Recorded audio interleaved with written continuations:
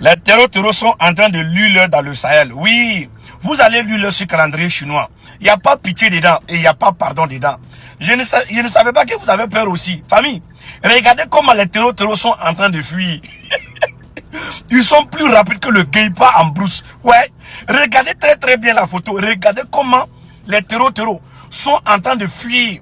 Je pensais qu'ils avaient dit qu'ils n'avaient pas peur, qu'ils voulaient aller au paradis. Pourquoi fuir maintenant? Vous n'avez rien vu d'abord. Ce n'est que le début du commencement. Vous allez luire dans le Sahel. Ouais, il n'y a pas pitié dedans. Quand c'est bon, c'est bon. Plusieurs chefs terreaux ont été envoyés en affaire par nos forces de défense et de sécurité. Ce que la RTB va nous montrer aujourd'hui, va nous faire voir aujourd'hui, de ce 18 août 2026, non, c'est mauvais. C'est mauvais. Hein? Une vingtaine de terreaux ont été envoyés en affaire dans plusieurs localités du Burkina Faso. Non, nous disons merci à nos forces de défense et de sécurité. Prions pour eux, mes frères et sœurs. Prions pour eux en commentaire. Prions pour nos forces de défense et de sécurité en commentaire, en partageant cette vidéo-là. Que Dieu les protège. C'est-à-dire que les chefs de terreaux, ceux-là même qui se croyaient les plus gada, vous savez que l'intouchable là, avec l'armée burkinabé, c'est sans pitié. Ils étaient tous envoyés en enfer. Donc on se donne rendez-vous sur la RTB. Je ne sais pas, à partir de 13h, la RTB va faire la diffusion ou bien va la journée de 20h. Mais en tout cas, ce que la RTB va nous faire voir aujourd'hui là, ce sera mauvais. Très mauvais. Des chefs de terreaux qui croyaient les plus dangereux de la sous-région, ils étaient fagas. C'est une nouvelle démonstration de détermination que les soutiens du Burkina Faso mettent aujourd'hui en avant dans la lutte contre les groupes armés.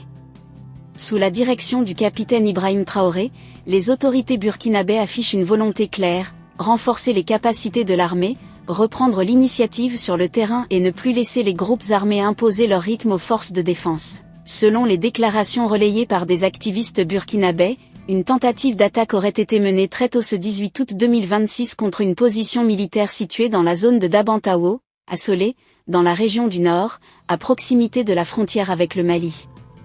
D'après ces témoignages, les forces burkinabées auraient rapidement riposté, neutralisant plusieurs assaillants tandis que d'autres auraient été capturés.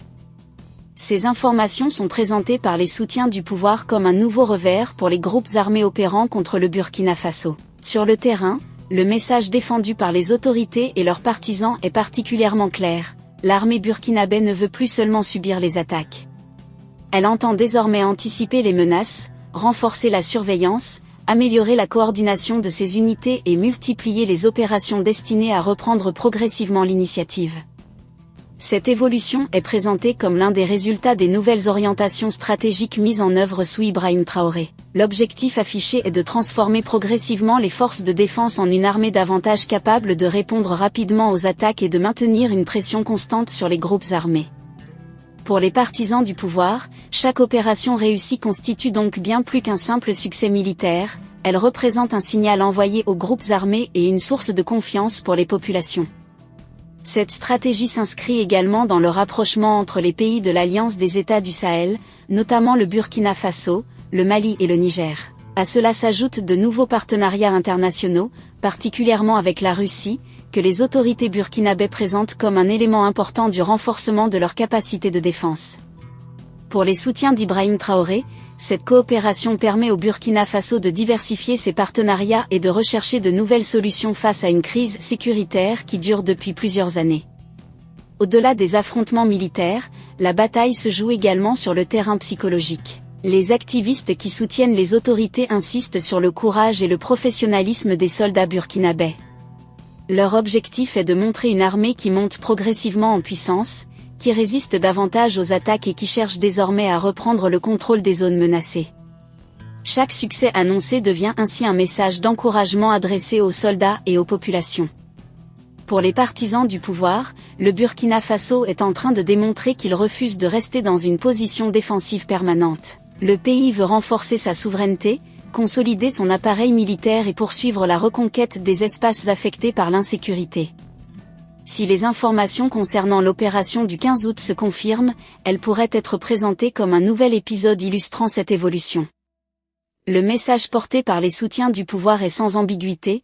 Les groupes armés ne doivent plus considérer le Burkina Faso comme un terrain où ils peuvent agir sans rencontrer une riposte organisée. L'armée burkinabé cherche désormais à imposer son propre rythme, à renforcer sa présence sur les différents fronts et à démontrer que les stratégies de défense mises en place commencent à produire des résultats. Mais dans un contexte aussi sensible, la prudence reste indispensable. Les bilans militaires et les détails des opérations doivent être vérifiés à partir de sources officielles et indépendantes avant d'être présentés comme des faits définitivement établis. Quoi qu'il en soit, cette dynamique nourrit un véritable sentiment d'espoir chez de nombreux soutiens du Burkina Faso et, plus largement, chez ceux qui défendent le projet de coopération militaire porté par les États de l'AES. Pour eux, la montée en puissance de l'armée burkinabé est désormais un symbole, celui d'un pays qui veut reprendre l'initiative, défendre son territoire et construire progressivement les conditions d'un retour durable à la paix. Alors, que pensez-vous de cette nouvelle opération et de la stratégie de défense mise en place au Burkina Faso? Pensez-vous que l'armée burkinabé est réellement en train de changer le rapport de force sur le terrain? Donnez votre avis en commentaire. Si cette vidéo vous a intéressé, pensez à laisser un j'aime, à la partager avec vos proches et surtout à vous abonner à la chaîne. Activez également la cloche de notification pour ne manquer aucune de nos prochaines vidéos.